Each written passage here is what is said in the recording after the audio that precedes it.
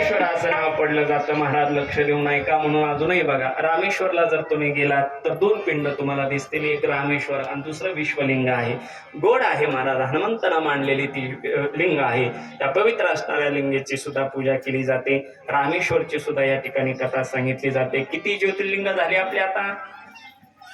किती झाली? कोणी मोकले महाराज, कोणाला माहिती? किती? हा, आता फक्त दोनच शिल्लक राहिले. ते म्हणजे कोणतं माहिती का? घृष्णेश्वर महादेव आणि इकडे सोरटी सोमनाथ. त्याही कथेचं ज्ञान आपल्याला ऐकायचं आहे. घृष्णेश्वर भगवान परमात्मा घृष्णा मातेसाठी शिवजी प्रगट होतात आणि घृष्णेची सेवा बघून त्याच शिवलिंगाला नाव पडलं घृष्णेश्वर महादेव. काय पडलं? घृष्णेश्वर महादेव. भगवान की असं म्हणतात. पुढची कथा सांगितली जाते सुरटी सोमनाथ. सुरटी सोमनाथाची काय कथा आहे तर असं म्हणतात, तीही पवित्र कथा सांगितली जाते. दशरथ इकडे पाहतात, दक्ष प्रजापतीला अनेक मुली आहेत बघा. त्या मुलींचा सगळ्यांचा विवाह केला, परंतु जवळपास 16 ते 17 कन्या या ठिकाणी पाहत असताना कोणाला दिल्या त्याचंही ज्ञान या ठिकाणी सांगितलं जातं. चंद्र मात्र पाहतोय आपल्या एकाच असणाऱ्या पत्नीवरती प्रेम करत आहे, बाकीच्या पत्नीवरती प्रेम करत नाही. सगळ्या मुलींनी आपल्या बापाकडे घराणं मांडलं आणि घराणं मांडल्याच्या नंतर शेवटी ते घराण्याचा आवाज ऐकून शेवटी दक्ष प्रजापतीनं चंद्राला श्राप दिला, तू काळा होशील. कसा होशील? काळा होशील. म्हणून तर महाराज म्हणतात, इंद्रा पडली भग चंद्र झाला काळा. इंद्रा पडली भग, इंद्रा पडली भग चंद्र झाला काळा. इंद्रा पडली भग चंद्र झाला काळा.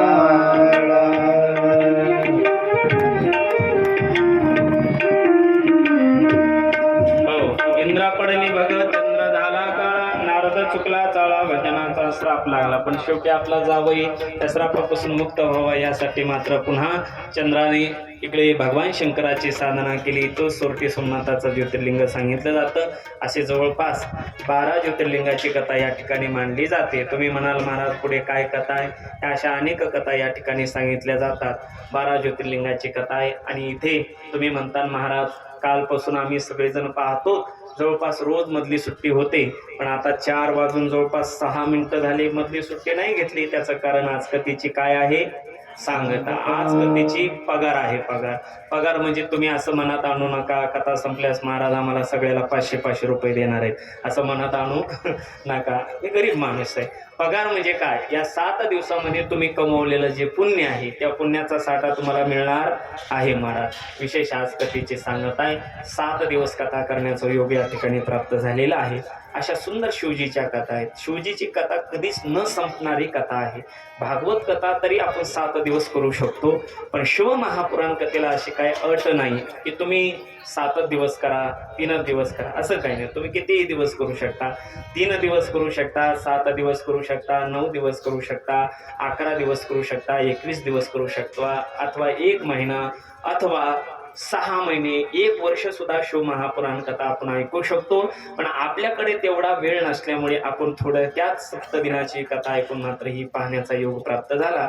महादेव वस्तीमध्ये ही कथा करण्याचा योग या ठिकाणी प्राप्त झालेला आहे. समस्त ग्रामस्थ मंडळीकडे एक विनंती आहे, या 7 दिवसामध्ये माझ्या वाणीतून काही एखादे चुकीचे शब्द गेले असतील तर हे माझ्या वाणीचा दोष आहे आणि हे जे काय बरोबर असेल ते माझे गुरुवर्य क्षोत्रिय ब्रह्मनिष्ठ वेदशास्त्र संपन्न श्री गुरु कृपाळू स्वामी मनीषानंदपुरीजी महाराज ऋणी पाटी मानवत भाऊंची ही सेवा आहे आणि स्वामीजींच्या चरणावरती ही सेवा समर्पित करत आहे. खरं म्हणजे या 7 दिवसामध्ये सेवा करत असताना खरोखर तुम्ही समस्त ग्रामस्थ मंडळीनं खूप प्रेम दिलं महाराज. भावाने भावावरती किती प्रेम करावं, मुलाने मायबापावरती किती प्रेम करावं, बहिणीने भावावरती किती प्रेम करावं, कुटुंबाने परिवारावरती किती प्रेम करावं, हे ज्ञान मात्र तुमच्याकडून मिळालेलं आहे. तुमचं प्रेम मी कदापि विसरू शकत नाही महाराज. सदैव माझ्यावरती तुमचं प्रेम आहे. मी तुमच्या सर्वांवरती नितांत श्रद्धेनं या ठिकाणी सेवा करण्याचं योग प्राप्त झालेलं आहे. खरं म्हणजे अचानक या कथेचं नियोजन ठरलं. आपलं काय रात्रीच्या कीर्तनाचा प्रसंग वगैरे काही नव्हता, पण रोजचे कीर्तन हरिकीर्तन झाले महाराज. काय सुंदर सप्ताह झाला. तर आमच्या सर्व कमिटीनं तर आता ठरवलं पुढच्या वर्षी तर असं सुश्राव्य सप्ताह होणार आहे. तुमच्या सगळ्यांची इच्छा आहे का सप्ताह करायचा का? कोणाकोणाला वाटतं सप्ताह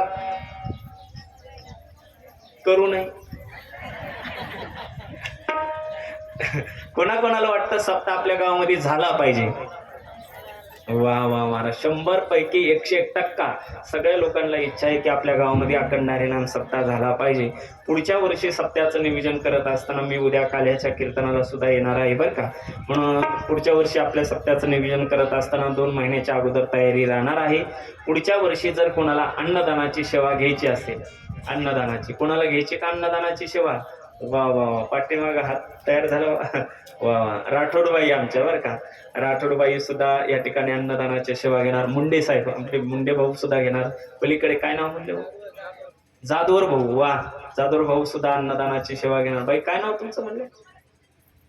त्या सुद्धा ताई सुद्धा अन्नदानाची सेवा घेणार. पाठीमागे त्याही ताई घेत आहेत. खरोखर या सगळ्या मंडळीसाठी जोरदार टाळी वाजवा बरं का.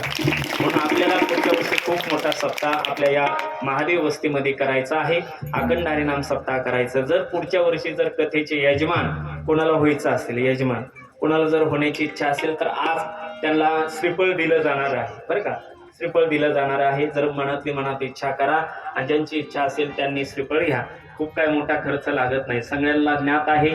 पत्रकार साहेब एवढं आता रेकॉर्डिंग करा, मी महत्वाचं बोलणार आहे बरं का. इकडे माझ्याकडे फिरवा कॅमेरा. आता एक महत्वाची सूचना देणार आहे. तर महाराष्ट्रातला पहिला मी भागवतकार आहे, त्या गोष्टीचा मला स्वाभिमान आहे आणि अभिमान आहे. त्या गोष्टीचा अभिमान कोणता आहे मी सांगितलं, परत सांगत आहे. पत्रकार आलेत म्हणून सांगतो आहे का. अभिमान या गोष्टीचा आहे की मी आता 2026 वर्ष चालू आहे, पण 2027, 28, 29 आणि 30 4 वर्षानंतर मोठा संकल्प सोडलेला आहे. महाराष्ट्रामध्ये कथा आणि कीर्तन करत असताना कथेची काय जी दक्षिणा येईल, पाकिट येईल, ते सगळं नारळाच्या खालचं पाकिट मी अनाथ आश्रमाला लावणार आहे. महाराष्ट्रातला पहिला भागवतकार मी आहे, त्या गोष्टीचा मला अभिमान आहे. तर अनाथ आश्रमाला आम्हाला ही दक्षिणा द्यायची. तुम्ही म्हणता महाराज घरचे श्रीमंत आहेत का? मी गरीब माणूस आहे, फक्त 2.5 एकर शेती आहे मला. 4 भावंड आहेत, 12 एकर शेती आहे. गरीब लोक आहेत आम्ही, एवढा काही श्रीमंत नाही. पण हा संकल्प सोडण्याचं कारण एकच आहे, माझ्या जपाला 12 वर्ष पूर्ण होत आहेत, यासाठी मी संकल्प सोडत आहे. आणि माझ्या लग्नाला सुद्धा 12 वर्ष होत आहेत. पती पत्नीनं आम्ही दोघांनीही संकल्प सोडलेला आहे. दुसरी गोष्ट आहे का, ज्या आपल्या पाहुण्या रावळ्यात जर एखादा मुलगा अनाथ असेल, ज्याला आई नाही बाप नाही, अशा अनाथ मुलांची यादी माझ्याकडे द्या. कोण्याही जातीचा असू द्या महाराज, 18 पगड जातीपैकी कोण्याही जातीचा मुलगा अनाथ असेल तर त्या मुलाची यादी माझ्याकडे द्या. तिसरी एक सूचना ऐका, तर आमच्या अनाथ आश्रमामध्ये जे मुलं येतील तर 100 मुलं आले तर 100 मुलं काय आमचे महाराज करायचे नाहीत. 100 पैकी 5च मुलं मी महाराज करणार आहे. 100तून 5 गेले, खाली किती उरले? 95. 95 पैकी 45% मुलं मला डॉक्टर, ॲडव्होकेट, इंजिनियर बनवायचे आहेत. 45%. आता शिल्लक किती राहिले? 50% मुलं मला भारत देशाच्या सीमेवरती, बाउंड्रीवरती हातामध्ये रायफल घेऊन पाकिस्तानाला गोळ्या मारण्यासाठी तयार करायचे. हे माझं स्वप्न आहे. सिंधुताई सपकाळांचं जे स्वप्न आहे ते स्वप्न मला करण्याचा प्रयत्न केला. पण परंतु काल रात्री मला पत्रकारांचा फोन आला. त्यांनी सांगितलं की महाराज असं अशी अडचण आहे. ते माझे लहानपणीचे मित्र आहेत, त्यांनी आवर्जून मला फोन केला. त्यांनी सांगितलं महाराज असं असं तुमच्याविषयी निवेदन आलं. तर मी त्यांना सांगितलं मी जर या गोष्टीमध्ये जर कार्य करत असेल तर माझ्या हाताने हे काही वाईट कार्य कधीच घडू शकत नाही. खरं म्हणजे हे त्यांचं माझ्यावर्षी प्रेम आहे. त्यांनी आधी मला पूर्व सूचना दिलेली आहे. समस्त ग्रामस्थ मंडळी तुम्ही या ठिकाणी उपस्थित राहिलेला आहात. पुनश्च एकदा तुम्हा सर्व मंडळीचे मनापासून धन्यवाद. 6 दिवस त्यांनी खरोखर तबला वाजवण्याची सेवा केलेली आहे. महाराष्ट्रातील एक सुप्रसिद्ध तबला वादक आमचे परम मित्र महादेवजी महाराज परळकर यांनी आपल्या गावाला 6 दिवस, 1 दिवस गैर उपस्थिती होती. आमचे महादेवजी महाराज परळकर यांनी सुद्धा 6 दिवस सेवा दिल्याबद्दल एकदा जोरदार टाळी महाराजांसाठी वाजवायची आहे. पलीकडे आमचा खूप छोटा मुलगा आहे पण गोड वाजवतो. कॉलेजमध्ये खूप मोठा अभ्यास आहे, सायन्स विषय, पण एवढा विषय असून सुद्धा अत्यंत सज्जन मुलगा, पण गोड असं शिंता वाजवतो. गोड त्याचा स्वभाव आहे. आमचे प्रथमेश महाराज यांनी सुद्धा आपल्या गावाला 7 दिवस सत्संग दिल्याबद्दल एकदा जोरदार टाळी वाजवायची आहे. इकडे आमचे मोठे गुरुभाऊ आमचे श्री हरिभक्त पारायण गोड पेटी वाजवतात, गोड गायन करतात. आमचे परम मित्र पंडितजी महाराज लवाडे यांनी आपल्या गावाला 7 दिवस सत्संग दिल्याबद्दल एकदा जोरदार टाळी वाजवायची आहे. खरं म्हणजे माझा आवाज तुमच्यापर्यंत ज्यांनी पौचित्य केलेला आहे, संशिष्टीम अत्यंत गोड आहे. श्री संत सावता महाराज मंडप डेकोरेशन पात्रोडकर. पण ऑपरेटिंग करणारे भैया नाव काय तुमचं? सोपान भाऊ. सोपान भाऊ साठी सुद्धा एकदा जोरदार टाळी वाजवायची आहे. हे बघा पुरुष मंडळी, माता माऊल्यांनो, इथं पुरुष मंडळी तुमच्यापेक्षा 10 पटीनं कमी आहे, परंतु खरोखर एवढे सुंदर आम्ही सर्व उपस्थित झालेलो आहोत, तरी आमच्यासाठी सर्वांसाठी एकदा जोरदार टाळी वाजवा. आणि पुरुष मंडळी ऐका बरं का, अख्ख्या महाराष्ट्रामध्ये फिरत असताना एवढं शांत बसून कुठंच माता माऊल्या कथा ऐकत नाहीत, ते फक्त पात्रोटातच ऐकतात. त्या सगळ्या माऊल्यांसाठी एकदा जोरदार टाळी वाजवा. विशेष काल शिवतांडव ज्या बाळाचा आपण मुखातून ऐकलेला आहे, आमचा समर्थ भैया बरं का, गोड पुत्र आहे आणि गोड त्याची माता पिता आहेत. खरोखर गोड त्या पोराचा स्वभाव आहे. इतकं गोड शिवस्तोत्र त्याने गायलं, शिवतांडव त्यानं गायलं. बाळा, तुला वासुदेवाचे भगवान शंकराचे आशीर्वाद खूप आहे तुझ्या पाठीशी, खूप मोठा हो आणि भारत मातेची सेवा कर, एवढी विनंती मी या ठिकाणी करतो. चिरंजीव समर्थासाठी एकदा जोरदार टाळी वाजवा. त्याचेही मनापासून धन्यवाद. परत त्याप्रमाणे आमचे आभार साहेब असतील, आभार सर सुद्धा या ठिकाणी आहेत. सगळे पंचक्रोशीतील सर्व पुरुष मंडळी, माता माऊल्या, खरोखर ज्या घराने आमची अत्यंत खूप सेवा केली, आमचे ठाकरे भाऊ बरं का, ठाकरे परिवार असेल, आमचे महादेव महाराज असतील, खरोखर महाराज हे मंडळी म्हणजे लय प्रेमाचे मंडळी. महाराज विसरू शकत नाही तुमचं प्रेम महाराज, सदैव माझ्या हृदयामध्ये तुमचं प्रेम राहणार आहे. पुनश्च एकदा काही चुकलं असेल तर माझ्या बुद्धीचे दोष आहेत आणि जे काही बरोबर असेल ते भगवान वासुदेवाचा आहे असं म्हणून या ठिकाणी मी समर्पित करत आहे. पुनश्च एकदा विनंती आहे दादांनो, आपलं जोपर्यंत हातपाय चांगले तोपर्यंत तीर्थयात्रा करा. दुसरी गोष्ट आहे का, जोपर्यंत हातपाय चांगले तोपर्यंत तीर्थयात्रा करा, चांगलं वागा, पवित्र तुळशीची माळ गळ्यामध्ये धारण करा, धर्माचं रक्षण करा. तिसरी गोष्ट, चौथी गोष्ट आहे का, पवित्र तुळशीची माळ धारण करायची, धर्माचं रक्षण करायचंय, भावाभावामध्ये वाद करू नका, एकत्र या आणि एकत्र येऊन मात्र आपण फार मोठं कार्य करण्याचा प्रयत्न करा. गर्व से को हम हिंदू आहे, जाती जातीमध्ये वाटू नका. हा महाराज, कष्ट केले तर